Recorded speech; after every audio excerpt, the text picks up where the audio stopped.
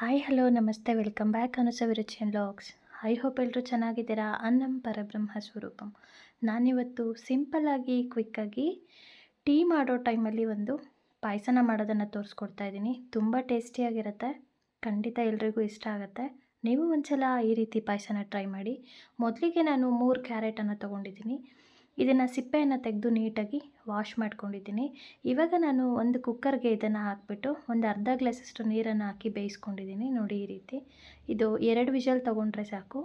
ಇವಾಗ ನಾನು ಇದನ್ನು ಒಂದು ಮಿಕ್ಸಿ ಜಾರ್ಗೆ ಸೇರಿಸ್ಕೊಂಡು ಇದರಲ್ಲಿ ನೀರೇನಿದೆ ಇದೇ ನೀರನ್ನು ನಾವು ಯೂಸ್ ಮಾಡಿಕೊಂಡು ಫೈನ್ ಪೇಸ್ಟ್ ಮಾಡ್ಕೊಳ್ಳೋಣ. ಕ್ಯಾರೆಟನ್ನು ಬೇಯಿಸ್ಕೊಂಡಿರೋಂಥ ಕ್ಯಾರೆಟನ್ನು ಫೈನ್ ಪೇಸ್ಟ್ ಮಾಡ್ಕೊಳ್ಳೋಣ.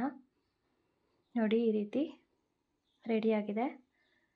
ಇವಾಗ ಇದನ್ನು ಒಂದು ಪಾತ್ರೆಗೆ ಸೇರಿಸ್ಕೊಳ್ಳೋಣ.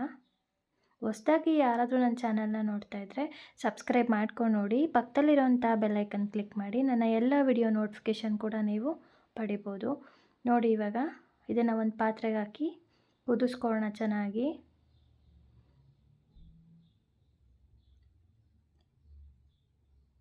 ಇದು ಸ್ವಲ್ಪ ಕುದೀಲಿಕ್ಕೆ ಸ್ಟಾರ್ಟ್ ಆಗ್ತಾಯಿದೆ. ಈ ಟೈಮಲ್ಲಿ ನಾನು ಸಕ್ಕರೆನ ಆ್ಯಡ್ ಮಾಡ್ಕೋತಾ ಇದ್ದೀನಿ. ಸ್ವೀಟ್ ನಮ್ಮ ಕ್ವಾಂಟಿಟಿಗೆ ತಕ್ಕಷ್ಟು ನಾವು ಸ್ವೀಟನ್ನು ಸೇರಿಸ್ಕೋಬೇಕು. ಇಲ್ಲಿ ಬೆಲ್ಲ ಕೂಡ ಆ್ಯಡ್ ಮಾಡ್ಕೋಬೋದು. ನೋಡಿ ಇವಾಗ ಸ್ವಲ್ಪ ನೀರನ್ನು ಸೇರಿಸ್ಕೊಳ್ಳೋಣ. ಒಂದು ಅರ್ಧ ಗ್ಲಾಸಷ್ಟು ನೀರು ಜೊತೆಗೆ ಒಂದು ಅರ್ಧ ಗ್ಲಾಸಷ್ಟು ಹಾಲನ್ನು ಮಿಕ್ಸ್ ಮಾಡ್ಕೊಳ್ಳೋಣ.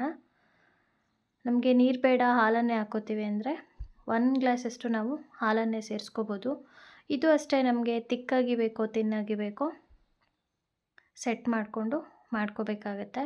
ಇದು ಮೀಡಿಯಮ್ ಇದ್ದರೆ ತುಂಬ ಚೆನ್ನಾಗಿರುತ್ತೆ. ತುಂಬ ತೆಳು ಆದರೂ ಚೆನ್ನಾಗಿರೋದಿಲ್ಲ, ಜೊತೆಗೆ ತುಂಬ ಗಟ್ಟಿ ಇದ್ದರೂ ಕೂಡ ಚೆನ್ನಾಗಿರೋದಿಲ್ಲ.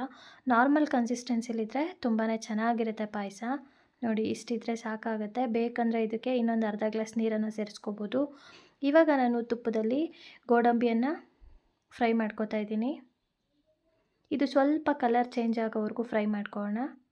ಇವಾಗ ಒಣದ್ರಾಕ್ಷಿ ಏನಿದೆ ಅದನ್ನು ಕೂಡ ಇದರಲ್ಲೇ ಸೇರಿಸ್ಕೊಳ್ಳೋಣ. ನೋಡಿ ಕಲರ್ ಚೇಂಜ್ ಆಗಿದೆ. ಇವಾಗ ಇದನ್ನು ಕುದೀತಾ ಇರೋ ಪಾಯಸ ಏನಿದೆ ಅದಕ್ಕೆ ಸೇರಿಸ್ಕೊಳ್ಳೋಣ. ಸ್ವಲ್ಪ ಏಲಕ್ಕಿ ಪುಡಿಯನ್ನು ಹಾಕ್ಕೋತಾ ಇದ್ದೀನಿ, 1 ಸ್ಪೂನಷ್ಟು. ಇವಾಗ ಫ್ರೈ ಮಾಡಿರೋಂಥ ದ್ರಾಕ್ಷಿ ಗೋಡಂಬಿನ ಸೇರಿಸ್ಕೋತಾ ಇದ್ದೀನಿ. ನೋಡಿ ಟೇಸ್ಟಿಯಾದಂತಹ ಕ್ವಿಕ್ಕಾಗಿ ಸಿಂಪಲ್ಲಾಗಿ ಕೇವಲ 2-3 ಇಂಗ್ರೀಡಿಯೆಂಟಿಂದ ಒಂದೊಳ್ಳೆ ಪಾಯಸ ರೆಡಿಯಾಗಿದೆ. ನಿಜವಾಗ್ಲೂ ಟೇಸ್ಟ್ ಅಂತೂ ತುಂಬಾ ಚೆನ್ನಾಗಿರುತ್ತೆ.